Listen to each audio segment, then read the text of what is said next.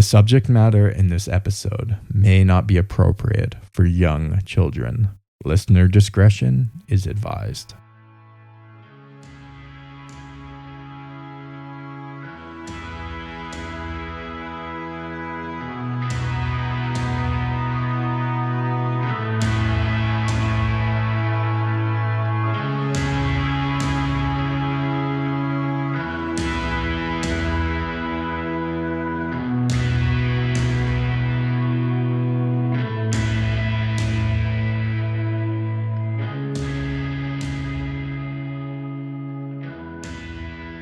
On March 13th, 1964, little after 3 a.m., a 28-year-old woman named Kitty Genovese returned home to her apartment at 8270 Austin Street in the Kew Gardens section of Queens, New York.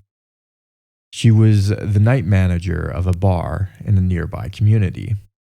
Austin Street was a middle-class, tree-lined avenue flanked by apartment houses whose ground floors were given over to retail stores. The building where Kitty Genovese, as she was called by almost everyone in the neighborhood, lived was one such apartment house, a mock Tudor structure with storefronts bordering the main street and separate entryway along the side and back to the apartments above. Adjacent to the apartment house was a suburban train station and commuter parking lot, which fronted on Austin Street. Kitty Genovese parked her car in the train station parking lot, turned off the car lights, locked the door, and started to walk the 100 feet to her entryway. Apparently, she noticed something that alarmed her, because she then turned away from the direction of her entryway and towards the street. Walking rapidly up Austin Street, where a half block away there was a police call box. She got only as far as the street light in front of the neighborhood bookstore before a man caught up with her, grabbed her, struggled with her, and stabbed her. She screamed. Lights went on in the 10-story apartment house at 8267 Austin Street that faced the bookstore. Kitty Genovese cried, "Oh my God, he stabbed me! Please help me! Please help me!" From one of the upper windows in the apartment house, a man called down, "Let that girl alone." Other lights were turned on. The attacker fled up Austin Street toward a white sedan parked in the commuter parking lot, and he crouched there. No one from any of the apartment houses came down to the street. Kitty Genovese struggled to her feet and turned back, away from the call box, toward the side of the building by the parking lot, beyond which her apartment lay. Before she could even get to the corner of the building, the assailant was on her again. She cried out, "I'm dying, I'm dying," as he repeatedly stabbed her. Windows were opened again and lights were turned on in many apartments. The attacker ran to his car, got in, and drove away. A city bus passed. It was 3:35 a.m. No one came to Kitty Genovese's aid from any of the buildings that overlooked Austin Street.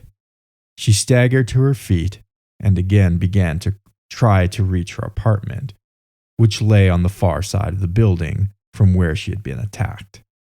She was, however, now too weak to reach her entry. She made it about halfway, and unable to go further, she crawled under the stairs of another entry at 8262 Austin Street and tried to hide there. Her attacker, having circled the scene at a distance, then drove back again to the parking lot, got out of his car, and methodically searched the entryways until he found Kitty Genovese and fatally stabbed her. He returned to his car and departed. Still no one came to her assistance. Indeed, it was not until almost 4 a.m. that a call was finally made to the police. Throughout the assault, no one person telephoned the police or any of the emergency services. The man who ultimately did call explained that he had only done so after much deliberation. In fact, he had asked a friend on Long Island for advice, and that person had persuaded him to call the police. Over the next few days, police took statements from 38 persons who had witnessed the crime. The nation was stunned by the appalling account of so many bystanders doing nothing while such a brutal crime was committed. People groped for an explanation of what had happened. Why didn't her neighbors help Kitty Genovese? In 1964, many experts on human behavior were sought to provide an explanation for the apparent apathy evident in the circumstances of the Genovese murder. One psychiatrist attributed the tragedy to a constant feeling in New York that society was unjust. Quote, "It's in the air of all of New York, the air of injustice, the feeling that you might get hurt if you act. Whatever you do, you will be the one to suffer." End quote. A sociologist at Barnard College offered an alternative view. It was an example of the, quote, disaster syndrome. The result of witnessing a catastrophe, such as a tornado or murder, destroyed the witness's feeling that the world was a rational place, and resulted in an affect denial that caused them to withdraw psychologically from the event by ignoring it. Another psychiatrist proposed that it was the confusion of fantasy with reality, by the continual watching of television that was responsible. Quote, "We underestimate the damage that these accumulated images do to the brain. The immediate effect can be delusional, equivalent to a post-hypnotic suggestion." End quote. A psychiatrist suggested that the murder vicariously gratified the sadistic impulses of those who witnessed the murder. Quote, "Persons with mature and well-integrated personalities would not have acted in this way." End quote. Dr. Carl Menninger, the director of the Menninger Clinic, attributed the tragedy to, quote, "public apathy that is a manifestation of aggressiveness," end quote. And one theologian suggested that the, quote, "depersonalizing in New York had gone further than we realized," end quote. To which he added, "Don't quote me." One is inclined to be skeptical about such explanations. They seem to provide, if they provide anything, a commentary on the world of the speaker more than the world of the event. And yet such shocking instances of bystander behavior are not uncommon, even if few of them are attended by the publicity of the Kitty Genovese murder. In January of 2000, a boy was beaten on a Boston bus while passengers looked on and did nothing. In September of 2000, a woman was lured into a luxury apartment in a suburb of Fort Worth and murdered, although all the neighbors heard what one of them described as, quote, "piercing, gut-wrenching screams," end quote, and listened for half an hour while the woman was murdered. Nobody called the police. When such incidents occur, many explanations are put forward. Quote, "I would assign this to the effect of the megalopolis, which makes closeness very difficult," end quote, said one psychoanalyst at the time of the Genovese killing. Apathy was cited by many commentators as an explanation. Also, some referred to a lack of concern for our fellow man. But the 38 witnesses of Kitty Genovese's murder did not simply look at the scene once and then ignore it. Rather, they continued to stare out their windows. One couple turned out their apartment lights to get a clearer view. What does explain this? Some of the most fruitful psychological research into the subject of emergency intervention was undertaken as a consequence of the Genovese murder. Two psychologists, John Darley at Princeton University and Bib Latane at Ohio State University, spent 4 years in a program of research into what determines bystander intervention in emergencies. In a remarkable series of experiments, staging emergencies in stores, offices, and laundromats, ranging from epileptic seizures to thefts and disorderly conduct, they managed to discredit virtually all of the usual explanations. Darley and Latane hypothesized that the paralysis that seemed to grip bystanders resulted from what they called a diffusion of responsibility that occurred in situations as diverse as when a woman falls and sprains an ankle, smoke pours into a room through a ventilation system, or a cash register is robbed. Latane and Darley found that the crowd behavior in the Kitty Genovese case was very much like that of crowds in other emergency situations. Car accidents, drownings, fires, and attempted suicides all seem to attract bystanders who watch these dramas in helpless fascination. Riveted by the events, the bystanders were distressed and anxious, often full of remorse afterwards, but unwilling to act at the time. Their behavior, as Latane and Darley put it, neither helpful nor heroic, but it was not indifferent or apathetic either. In general, people in non-emergency situations are quite willing to help when asked. Why aren't we even more willing in emergencies in which the need for help is so much greater? Darley and Latane concluded that it was something about the nature of emergencies and not some pathology of the individuals who made up the crowd that accounted for the bewildering disassociation by bystanders in such situations. Emergencies, by their very nature, often involve actual harm or threat of harm.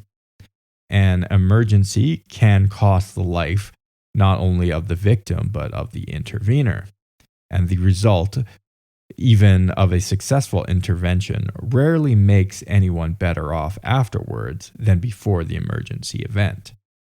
Moreover, emergencies, by definition, are anomalous and rare. Few individuals are prepared by training or practice to know how to handle such situations. Emergencies are unforeseen and arise suddenly without warning. The bystander does not have time for consultation because the emergency, of all events, requires immediate, urgent action. Nor does the individual confronting an emergency come face to face simply with a single choice, but rather with a whole series of determinations, which he or she must usually make alone, even in the midst of a crowd. The bystander must notice that something is happening, and then interpret the event as a real emergency. Further, he must decide that he has some personal responsibility for coping with it. At each stage of this process, the ambiguity of the event can paralyze a bystander, who is then forced to recycle through the entire process of decision. Is the event really an assault or just a noisy disagreement between two lovers?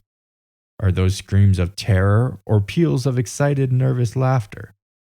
One witness to the Genovese murder said, quote, "We thought it was a lover's quarrel, and I went back to bed." End quote.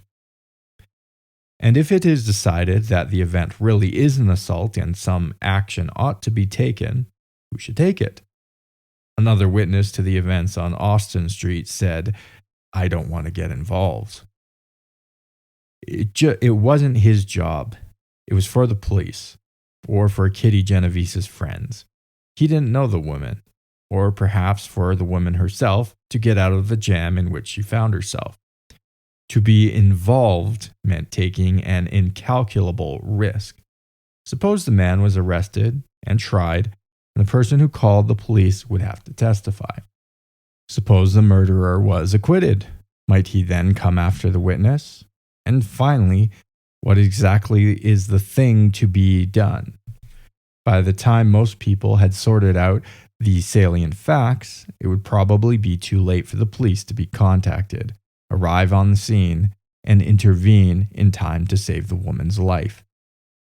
Yet the middle-aged onlookers were scarcely in a position to tackle an armed killer themselves. They were not trained to act in such situations. had no experience of such horrors, and really had no idea what to do. Most people who saw the Genovese murder said simply, quote, "I don't know. I don't know why I didn't do anything." End quote. To summarize, we can say that there are 5 distinct stages through which the bystander must successively pass before effective action can be taken. 1. Notice he must become aware that some unusual occurrence is taking place. 2. Recognition. He must be able to assess the event and define it as an emergency. 3. Decision. He must then decide that something must be done. That is, he must find a convincing reason for action to be taken. 4. Assignment. The bystander must then assign some person, himself or another, or some institution to be responsible for action. He must answer the question, who should act in these circumstances? 5. Implementation. Having decided what action should be taken, he must then see that it is actually done. If at any stage in this sequence a crucial ambiguity is introduced, then the whole process must begin again. The presence of ambiguity in urban life, not the callousness of urban dwellers, is precisely what makes emergency intervention in cities so problematic. In Johnston City, Texas, one is likely to know whether the man who has just slumped against the doorway is John, who recently had a coronary bypass, or Jack, the town drunk. In Queens, it is less likely that one knows or that one can predict what will happen if one intervenes. So it was with the horrifying events of the 3 years, 1991 to 1994, in the former state of Yugoslavia. Fascinated, frightened, appalled, the civilized world was anything but apathetic. And yet, like Kitty Genovese's murderer, the killers in Bosnia returned again and again, once the threat of outside intervention dissipated, leaving the rest of us anguished bystanders. Someday, people will ask about the terrible crimes in Bosnia that are reminiscent of those asked after the murder of Kitty Genovese.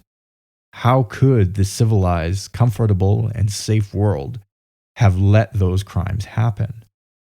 For much of the sequence of events in Bosnia has a parallel with the crimes on Austin Street, especially the pattern of aggression that falters when confronted, but which returns when it is not suppressed, and also the pattern of rationalization that organizes our thinking and prevents decisive action in emergencies. The results of Darley and Lataine's research offer a key to understanding what went wrong for more than 3 years in Yugoslavia, as well as what went wrong that night in Queens. And this understanding can yield insights into the nature of the society of nation-states, a society that was just as shaken by the horror it witnessed, but did nothing to stop, as was the small community of neighbors in Queens. That was an excerpt from chapter 15 of a book called The Shield of Achilles by Philip Bobbits. This is sort of essentially a book, it has a larger thesis than what I'm talking about today, but I thought it was sort of an interesting chapter, basically talking about the bystander effect and sort of making this analogy with the Kitty Genovese story, analogizing it to what happened in Bosnia in the 90s with Milosevic and his massacre of the Muslims there. I thought it was kind of interesting in terms of thinking that Philip Bobbits goes through, and I'm not sure I really agree. I kind of disagree, but I kind of understand the impulse or the instinct to go there. That basically what happened. It's very difficult for us to take real world events that happen on a large scale and not like shrink them down to scenarios that are easy for us to wrap our minds around. The only problem with this kind of thinking, though, is it's always an apples and oranges comparison. You can never compare what happens with like between two people and compare that to what happens on like a huge nation, like scale of a nation state. And I know like even conservatives will sort of say this, make the analogy of like you wouldn't manage your household budget by going over budget and going into debt all the time. So why should a government, but a government is allowed to, something to that effect, right? So they sort of make this analogy that what you do on an individual level can be scaled up to what a nation state would do. And though I think, don't get me wrong here, I think that governments are incredibly reckless with their spending and money printing. However, it's true that it's not the same analogy. There is a different thing going on at the level of the state, and to try and pigeonhole these two ideas that like what you're doing in your own personal finances is equivalent in some way to what the state does with its finances. It doesn't actually work. There's all sorts of problems with that, philosophical problems with that. So I think similarly to this, the author Philip Bobbits in this book is sort of trying to make this case that, what happened during the Bosnian War is equivalent to what happened in the Kitty Genovese case. And I don't think it works. And the reason it doesn't work is the thing is that states only intervene when it's in their national interest, because there are massacres happening all the time. In fact, I can take one example of what happened, like say to the Congo, the like decades-long civil war that happened in the Congo that was largely caused by the CIA and the American government, the same government that was pleaded with to intervene in Bosnia and save the Bosnian Muslims. So like, I don't know, one, I don't know that they have any moral authority, but two, there's also this problem that they're probably just as responsible for a lot of the horrible things that happen around the world in other cases. And with the Congo, what happened in the late 50s, early 60s was there was a nationalist movement there with a guy named Lumumba, and he basically wanted to separate, I believe it was from the French, if I'm not mistaken, because the Congo was a French colony at the time.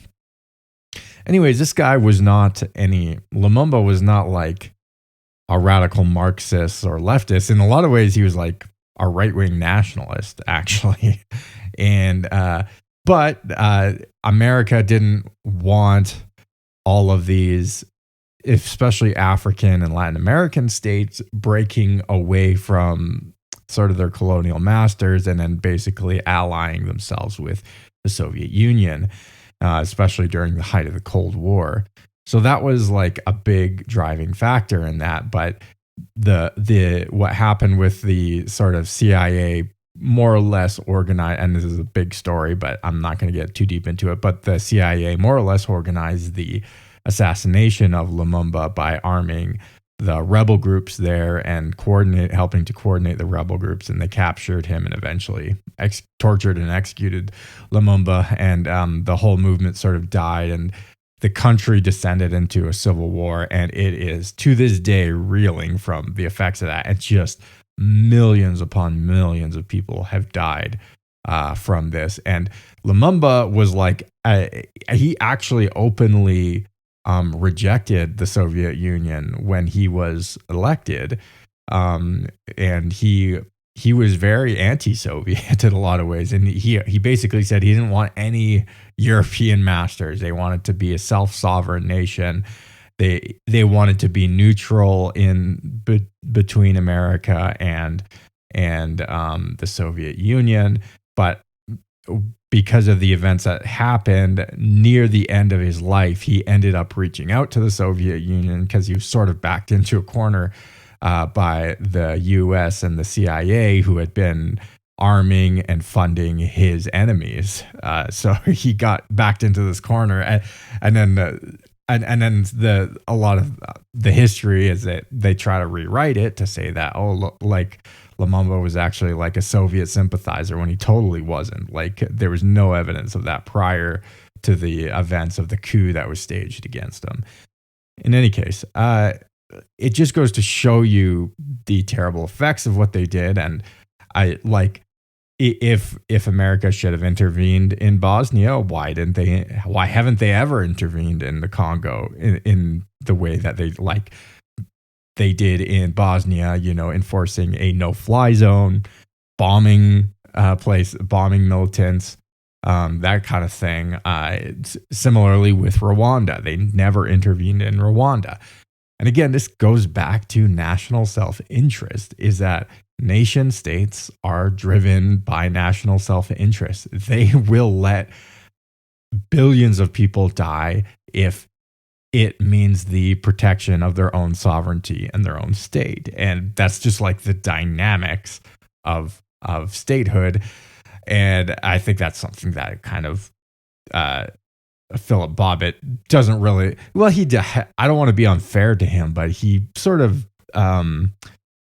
tries to make this comparison, and I think it's not a real comparison because, again, like most states will happily and gladly let billions of people die if it's in their national interest. But there was, and that's part of the reason why it took them so long to intervene in Bosnia, because they didn't really see it in their own national interest. To go be the policeman of the world. And anytime they do go and liberate, quote unquote, liberate or spread freedom and democracy or what have you in countries abroad, it's usually with an ulterior motive, right? Like it's in their national interest to do so, either resources or political alliances or what have you. They have a vested interest in intervening. It's not for benevolent reasons, like they might say. It is for the continued whatever will help to continue their dominance on the world stage. And that is that all states exist to self-perpetuate and to keep themselves alive. That is why states exist. So anything beyond that, I think people maybe try and get too complicated with it. It's not that complicated. They will allow millions and millions of people to die and won't even think twice about it. And yeah, maybe they'll do some PR and be like, oh, it's so sad. Boo-hoo, like what they're doing with Israel and Gaza right now. It's like they just they'll give lip service to, oh, how terrible it is for the Palestinians in Gaza, but they really won't do anything. They won't even lift a finger to even try to push Israel to stop that war, right? And again, this is all just because it doesn't serve their own national interest. It doesn't serve their interest of being a world power. And that's just the reality of it. So yeah, and this gets into kind of a wider question too. Like, I see, especially with Christians and stuff, we try to extrapolate from these individual scenarios and try to extrapolate up to the collective scenario, and I just don't think it works. There are all sorts of different dynamics going on that don't actually work on the sovereign level or on the collective level or the nation state level or what have you. So, yeah, anyways, I just thought it was kind of interesting. Now, with that being said, I think we should all, if we see something horrible like what happened to Kitty Genovese, we should definitely try to intervene. I think as Christians, we're called to that, to try and stop that horrific thing from happening. And dare I say, even resist that person with violence. But I don't think we can extrapolate that up to like we're supposed to go and fight wars on behalf of a nation state for that state's to perpetuate its existence. That's not what Christians are called to do. We are part of the kingdom of God, not the kingdoms of these worlds. We are called to, perpetuate the kingdom of God. And so we cannot extrapolate up from the individual level into the nation state level. Anyways, I just thought that was sort of an interesting analogy. Thought I'd give some thoughts on it. And anyways, let me know what you guys think about that, what your thoughts are. If you totally disagree, that's fine. But if you do agree or have any comments, also send that to me. You can reach out to me. All the links will be in the description. And make sure to rate and review the show so more people can listen to it. Thanks. Peace.